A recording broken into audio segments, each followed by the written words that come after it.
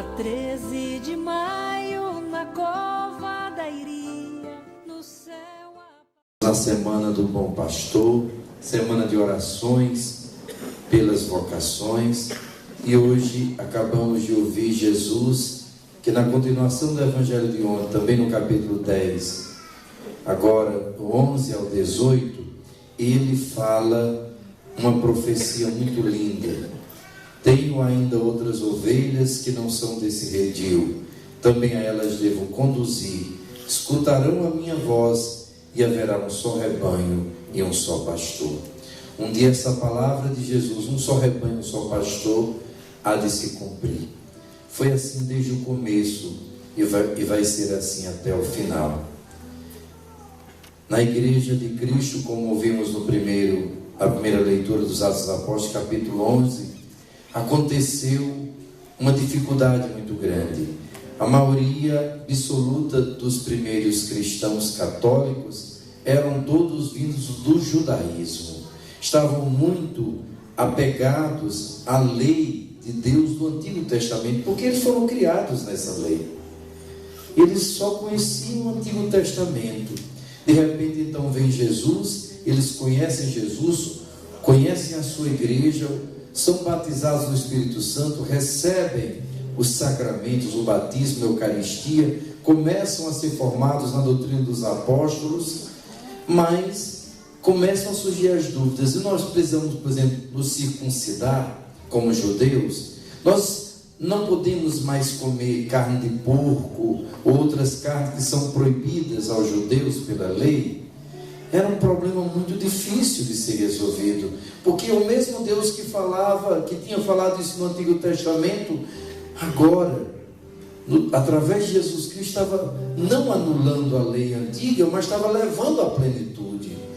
Muitas coisas tinham ficado para trás. Como São Paulo vai dizer, a lei foi um pedagogo, mas agora é a lei da graça, é a fé, são os sacramentos, agora é a igreja, agora é o batismo, não a circuncisão. Agora não só o homem, porque só o homem era circuncidado, e a mulher. Então agora, diz São Paulo, não há mais judeu ou grego, não há mulher ou homem, no sentido do valor, que o homem agora é superior à mulher, não. Os dois agora têm a mesma dignidade. Agora não há pagão, não há escravo livre. Cristo o que vale é Cristo, é ser de Cristo, é o batismo que nos salva, que é a participação na paixão, morte e ressurreição de Cristo. E São Pedro, como bom pastor da igreja, como Papa, ele recebe uma visão. Ele está em oração, de repente ele vê uma toalha no céu e com toda espécie de animais impuros para a lei. E ele escuta a voz, mata e come. Não, Senhor, não vou comer, nunca comi essas coisas impuras. Não chame de impuro que Deus... A partir dali não existe mais alimento, não existe mais alimento impuro. Jesus já tinha dito isso. O que torna um homem impuro não é o que entra, é o que sai do coração, não é? Mas São Pedro, como os primeiros cristãos, como falei, tinham essa dificuldade, estavam muito arraigados à lei de Moisés. Então o Senhor mostra a Pedro, e ele entende que não é só o alimento, mas agora a sua igreja, a igreja de Cristo, o redil de Cristo, o bom pastor, tem que acolher outras ovelhas de outros rebanhos, no caso os pagãos. No começo eram os pagãos. Então chega naquele momento alguém mandado por Cornélio, dizendo, olha, nosso amo teve uma visão e mandou que nós viéssemos até aqui e lhe chamássemos para você ir na casa dele. Como é que um judeu não entra na casa de um pagão, senão vai se tornar impuro? Mas Pedro então lembrou, não é só a comida, é também agora as pessoas. Então São Pedro vai, o Espírito Santo convence, e ele vai e chega, entra na casa de Cornélio, ele prega a palavra, eles recebem o Espírito Santo. São Pedro diz, eles já estão orando em línguas, eles estão recebendo o Espírito Santo, só falta o batismo, então como vou negar o batismo? São Pedro entendeu que agora Jesus queria aquelas ovelhas e ele batiza. Quando ele batiza e acolhe aqueles pagãos, alguns cristãos liderados principalmente por São Tiago Menor, que ele era chamado primo do Senhor, foi o bispo de Jerusalém, ele tinha um pouco mais de dificuldade de aceitar, porque ele era mais arraigado ao judaísmo, mas depois vai se tornar um grande santo, um grande apóstolo de Jesus. Então São Tiago e o grupo deles vão questionar Pedro, e Pedro diz: João batizou com água, Jesus me fez lembrar isso, mas vós sereis batizados no Espírito Santo. Se Deus concedeu a eles o Espírito Santo, quem sou eu? A partir de agora, então, haverá um só rebanho, um só pastor, e todos ficam felizes, e todos começam a se tornar irmãos, com dificuldades, como sempre. Ao longo dos séculos, a igreja se dividiu. Primeiro foram os ortodoxos, em 1054, não é? Depois, em 1517, exatamente há 500 anos atrás, Martim Lutero, com a chamada Reforma, se afasta da igreja, cai no cisma e na heresia, funda uma nova igreja, e hoje nós temos tantas igrejas e seitas que vieram desta dita reforma protestante. Mas a palavra do Senhor é que haverá um só rebanho e um só pastor. No final, não só os pagãos como no começo, mas muitos voltarão à fé católica. Eu acho muito lindo, naquele dia, se eu não me engano, é o sétimo ou sexto dia da novena da Divina Misericórdia. Alguém confirme aí, que o Senhor, ele diz assim: apresente minhas almas, leve à mansão do meu coração as almas dos irmãos separados, os cristãos separados. Eles rasgaram meu corpo, lembrando a minha paixão, porque eles teimosamente se separaram, abandonaram as fontes e permanecem fora da minha igreja. Quando eles voltam, é o quinto dia. Veja, o quinto dia, e é uma revelação de Jesus. Revelação de Jesus, claro, uma revelação particular. A igreja fala sempre de ecumenismo com os cristãos e diálogo interreligioso com outras religiões não cristãs. A igreja respeita as outras religiões, nós respeitamos também, mas nós sabemos, segundo a revelação de Jesus, e a igreja também acredita nisso, que no final haverá um só rebanho, um só pastor, que eles vão voltar à fé, porque essa fé é a fé da igreja. Tu és Pedro, e sobre essa pedra edificarei a minha igreja. Haverá então um só rebanho e um só pastor. Meus irmãos, mas nós não podemos hoje deixar, como todos os dias estamos fazendo, de meditar sobre a terceira aparição de Nossa Senhora em Fátima, que foi justamente no dia 13 de julho. Primeira, 13 de maio, segunda, 13 de junho e a terceira, 13 de julho. Já eram quantas pessoas que assistiram a essa aparição? 1.500 pessoas. Muita gente curiosa, não era pleno verão, na Europa, vocês sabem, faz um verão muito forte, um dia quentíssimo, no auge do verão. Lúcia começa a conversação com Nossa Senhora. Que vós me quer? Ou seja, o que a senhora deseja de mim? Desejo que venha aqui no dia 13 do mês que vem, que continue a rezar o texto todos os dias, em honra de Nossa Senhora do Rosário, para obter o quê? A paz no mundo e o fim da guerra, porque só ela lhes poderá valer. Então Nossa Senhora nos aponta o caminho da paz, fidelidade a ela, ou seja, vem sempre no dia 13, depois continuar rezando o texto todos os dias, e ela diz até o título dela, que ela quer que rezemos o nosso texto, ou o nosso rosário. O título é Nossa Senhora do Rosário. Claro, Nossa Senhora é uma só, mas os títulos dela são importantes. O título dela significa que ela vai cuidar daquela área. Quando a gente reza a Nossa Senhora do Rosário, ela recebe todas as nossas rosas, as nossas Ave-Marias. Rosário, isso é um conjunto de rosas, um rosário. São várias rosas. Às vezes a rosa parece um pouco murcha, né? É aquela Ave-Maria que a gente reza apressado, ou reza meio dormindo, ou disperso, mas reze assim mesmo. Devo rezar assim mesmo? Deve sim. Seria bom rezássemos todos em espírito de contrição, mas nem sempre é assim. Mas quando entregamos a Nossa Senhora do Rosário, ela ajeita essa rosa e ela entrega essa rosa perfeita aos pés de Jesus. Por quê? Pela paz no mundo e pelo fim da guerra. Queria pedir-vos para nos dizer quem é, diz Lúcia, para fazer um milagre com que todos acreditem que vós nos aparece. Aqui começam as perseguições mais fortes. Você sabe que quando vai aumentando o número de pessoas, a curiosidade, uns começam a dizer que é loucura, que as crianças estão inventando, o sofrimento começa a ser mais forte, já vem a imprensa, já vem muita gente curiosa. Claro, tem pessoas de fé que sentem que ali há um ambiente sobrenatural, não é? Mas tem muita gente descrente, muita gente curiosa, então começam a pedir um milagre. E é o que Lúcia pede: quem é vós me sei? Qual o seu nome? Qual o seu título que a senhora quer ser chamada nesse lugar?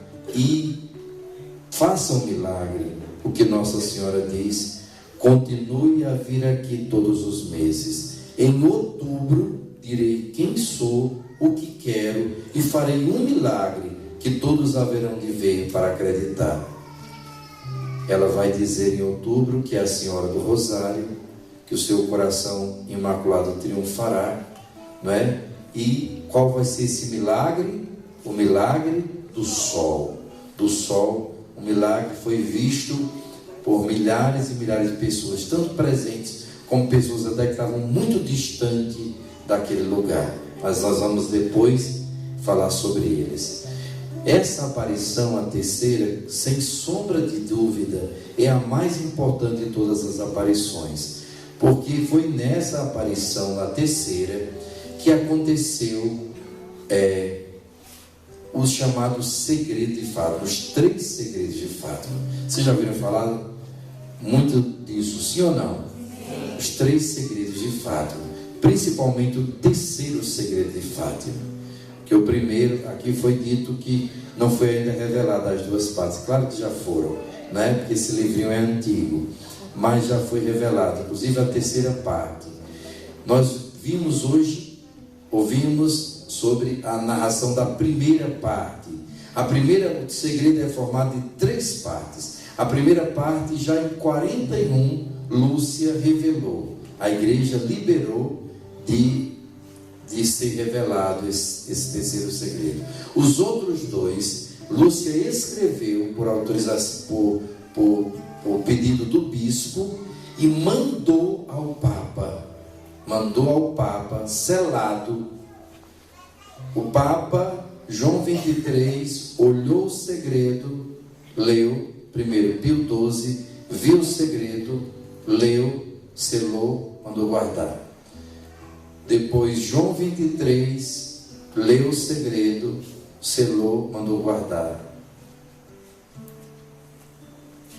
São Paulo VI, mesma coisa, conversou com Lúcia, tudo, mandou guardar o segredo. São João Paulo I não deu tempo, só passou um mês. Ninguém sabe se ele olhou, se ele viu o segredo. Mas São João Paulo II viu o segredo, guardou, e na hora certa ele revelou, porque o terceiro segredo, principalmente o terceiro segredo, tinha tudo a ver com ele, como nós sabemos, né? Que seria a morte do Papa. Mas Nossa Senhora interveio pelas orações dos fiéis e a história foi mudada. O dia 3 de maio de 1981. E no ano 2000, depois do ano 2000, do jubileu, foi revelado por pedido expresso do Papa São João Paulo II, foi revelado então a terceira parte do segredo. A segunda já tinha sido revelada, somente a terceira. Qual foi a primeira parte do segredo? É a visão do inferno. Meus irmãos, eu queria mais uma vez repetir, porque é forte demais. É forte demais. Como nós ouvimos no comentário do livro, imagina aquelas crianças muito pequenas, muito frágeis, mas Nossa Senhora faz questão de mostrar-lhes o inferno. Para quê? Para que elas transmitam a nós cada vez mais. Se já em 1917 o mundo, as pessoas, os homens perdiam o sentido do pecado, Paulo VI, durante seu pontificado, ele disse uma coisa muito forte: o grande mal do nosso século é a perda do sentido do pecado. As pessoas estão brincando de pecar, as pessoas não percebem que o pecado é terrível. Isso, se já em 1917 acontecia, se Paulo VI, em anos passados, no século passado, já nos alertava, imagine hoje, meus irmãos, que o pecado está sempre perto de nós, à nossa mão, em toda parte. Por isso nós precisamos ter a certeza que existe o céu ou existe o inferno. Jesus mesmo quantas vezes falou do inferno? Jesus, que só fala de misericórdia, de perdão, quando ele fala de julgamento, de juízo final, ele sempre fala muito duro, muito forte. Ali haverá choro e ranger de dente, ali é por toda a eternidade, é um fogo que não se apaga, o verme que não consome. Veja, se alguém sentir um pouco de medo desta descrição do inferno, dessa visão do inferno que as crianças tiveram, pegue a parábola de Jesus do pobre Lázaro e do rico, veja se não é terrível.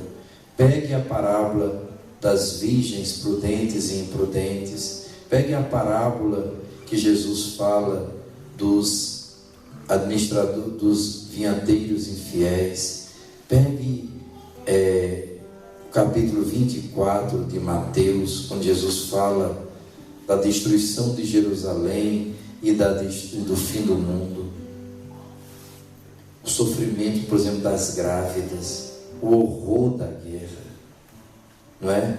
Então Jesus não queria nos fazer medo, como Nossa Senhora, ao mostrar para aquelas crianças, não queria nos fazer medo, mas nos lembrar, porque a verdade nos liberta, que nós podemos, meus irmãos, sou eu e é você, nós podemos cair no inferno, até mais do que pessoas que não conhecem, não é? Porque a quem muito foi dado, muito mais será cobrado.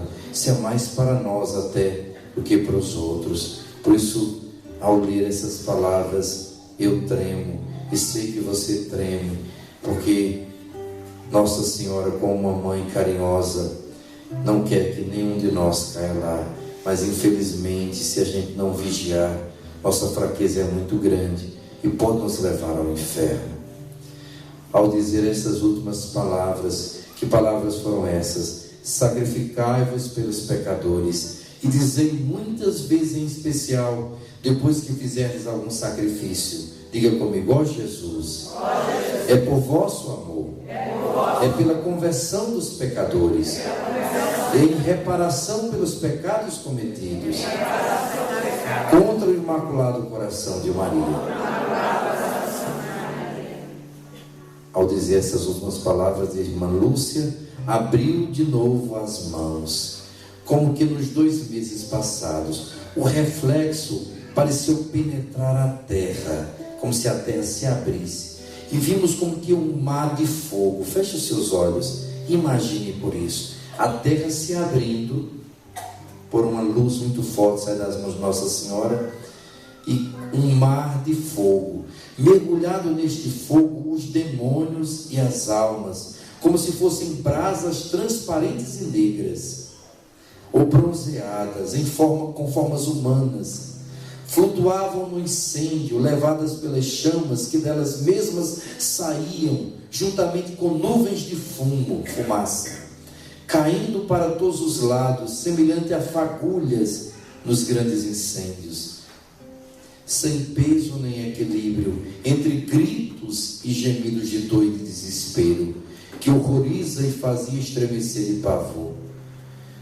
Lúcia e a própria Jacinta e o Francisco também dizem que nesta aparição do inferno, quando elas viram os demônios, quando elas viram as almas perdidas, elas só não morreram de pavor porque Nossa Senhora estava perto delas.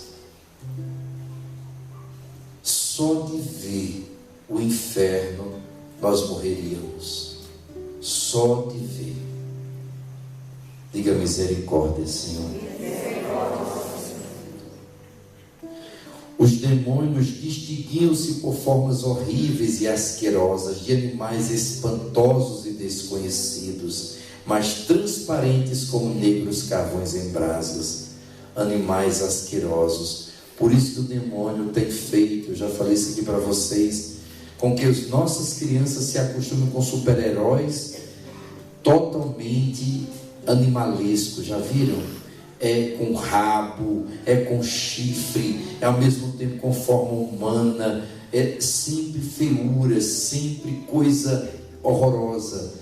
E vocês vão dando esses presentinhos, esses monstros para as crianças, vão se acostumando as crianças desde pequeno com aparências asquerosas.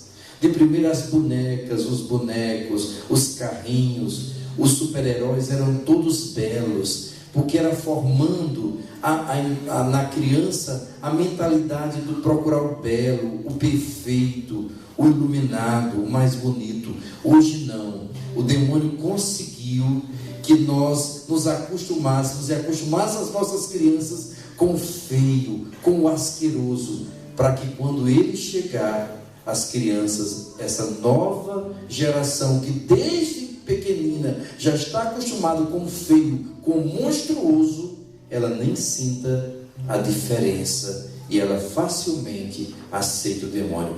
Podem ter certeza do que o Frei está dizendo. Isto é uma catequese do inferno. Não deixe, se você deu, destrua. Não deixe seus filhos verem desenhos animados de monstros. Pokémon. O que é Pokémon? Um monstro de bolso. Muitos dizem que a criação são demônios, por trás são demônios caçando Pokémon. A pessoa começa a entrar, é uma brincadeirinha. Por que não é na forma de um anjo, na forma de um super-herói? Por que monstros? Você vai se acostumando com o asqueroso. É uma preparação para a vinda do anticristo, do demônio, da besta. Veja o livro do Apocalipse. Quantas figuras horrendas do demônio. Veja. Meus queridos irmãos, é preciso então que nós estejamos atentos. Nossa Senhora, já no começo do século passado, já dizia que muitos iriam para o inferno. Então a primeira parte do segredo de Fátima é essa. Sempre nós precisamos ter cuidado para não cair no inferno. Precisamos pensar nos novíssimos. Quais são os novíssimos do homem? As últimas coisas que vão nos levar, que vamos ter que estar preparados para enfrentá-las. Diga comigo: a morte, o juízo. Que juízo é isso? O juízo particular. Existirão dois juízos. Quando a gente morre, imediatamente o corpo fica aqui para ser enterrado, não é? E a alma não morre, a alma é imortal, um espírito. O espírito não morre, não descansa, não dorme, não come. A alma é o espírito, é o nosso espírito. A alma vai diretamente a Deus. Ali a alma se vê como no espelho. Não é Deus que condena ninguém ao inferno. Ali é a verdade. A alma chega diante de Deus e ela se vê em toda a sua verdade. Ali não tem como mais esconder. Eu não sabia, eu não queria. Ali é a verdade que aparece. E a própria alma diz: eu estou pronto para ir para Deus, vou para o céu, sempre amei a Deus sobre todas as coisas, morri em estado de graça, lutei contra o pecado, vou para Deus. Ou a alma sente que amou a Deus, mas pecou, reparou um pouco, morreu com sacramentos, morreu arrependido, mas só os puros de coração verão a Deus, vai ao purgatório. O purgatório é uma antessala do céu. Quem vai ao purgatório é quem está salvo. Ela não pode fazer mais nada por ela, porque com a morte, diz a Bíblia, acaba todo o nosso merecimento. Mas nós podemos e devemos rezar pelos falecidos, porque eles não podem fazer nada por eles, só esperar em Deus, mas nós podemos fazer. E eles libertos, eles podem fazer muito por nós. Chegando diante de Deus, serão nossos grandes intercessores. Ou a alma se vê completamente perdida e ela é condenada. Eu aconselho vocês, claro, quem quiser, não é uma revelação nem particular, porque a igreja ainda não aprovou oficialmente, inclusive porque ela está viva, mas um livro que me ajudou muito a fazer, inclusive, um bom exame de consciência para uma confissão, é o livro de Glória Polo. Alguém já leu esse livro? Da Ilusão à Verdade. E ela disse que quando ela chegou, a alma dela, ela foi diagnosticada morta. Só não desligaram os aparelhos, e aqui é a importância de não desligar os aparelhos, porque a irmã dela era médica e disse: não desligue. Foi decretada a morte cerebral dela, estavam só esperando, mas não desligue. Ela foi levada, Deus permitiu. Quando ela chegou, no primeiro momento ela sentiu uma grande paz, como muita gente que teve quase morte. Todo mundo conta essa experiência, como um túnel de luz, a alma vai se libertando. Então, no primeiro momento, uma grande paz. Chega num lugar lindo, um jardim celestial. Quando chega lá, ela percebe, ela é julgada e ela percebe. O livro da vida é aberto e começa a ver todos os pecados. Ela vai fazendo todos os mandamentos como nós estamos fazendo aqui. Leia esse livro que você vai ver, ou escute o testemunho, não é? Todos os pecados da vida dela foram passados, e no final ela descobriu que estava condenada. E ela começa a clamar misericórdia de Deus, e os demônios começam a querer tomar conta da alma dela. Até a última gota de luz que tinha nela, ela disse que os demônios eram como que sanguessugas de escuridão que tomavam conta, até apagando a última luz que tinha dentro dela, da sua alma. Meus queridos irmãos, a primeira parte do segredo era essa. Amanhã nós vamos continuar com essa terceira aparição, que é 13 de julho, a principal aparição de Nossa Senhora. Primeira parte é a mãe dizendo: meus filhos, olhe para onde vão os filhos que pecam, aquelas ovelhas que se afastam do rebanho. Por isso que essa mãe é tão preocupada. Você imagine, você vê um filho seu perdido para sempre. Você pode até perder um filho aqui e sofre tanto.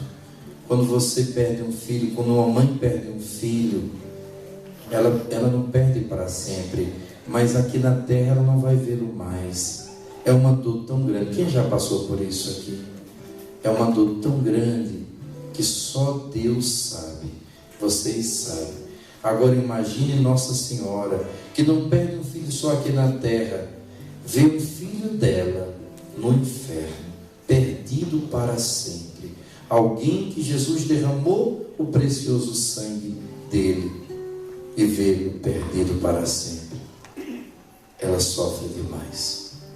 Então, meus irmãos, é muito amor de Nossa Senhora. Por isso peçamos com toda fé, toda humildade a essa mãe, que nos livre do pecado, que nos livre do inferno. Por isso que Nossa Senhora vai ensinar esta oração em outra aparição. Ela diz: sempre que vocês rezarem o rosário, rezem essa oração. Muita gente não sabe, mas essa oração é ensinada em Fátima, como vou dizer nas próximas aparições. Ó meu Jesus, perdoai-nos, livrai-nos do fogo do inferno e levai as almas todas para o céu. Socorrei principalmente as que mais precisarem. Por favor, se você disser da vossa misericórdia, não sei de que, é por sua conta, é você que está criando isso. Nossa Senhora só ensinou as que mais precisarem.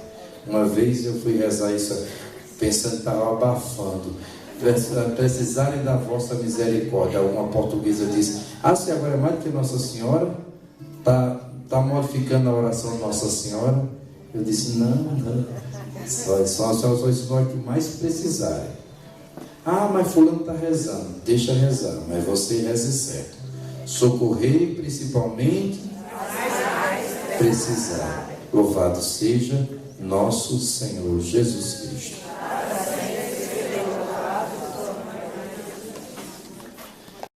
Ave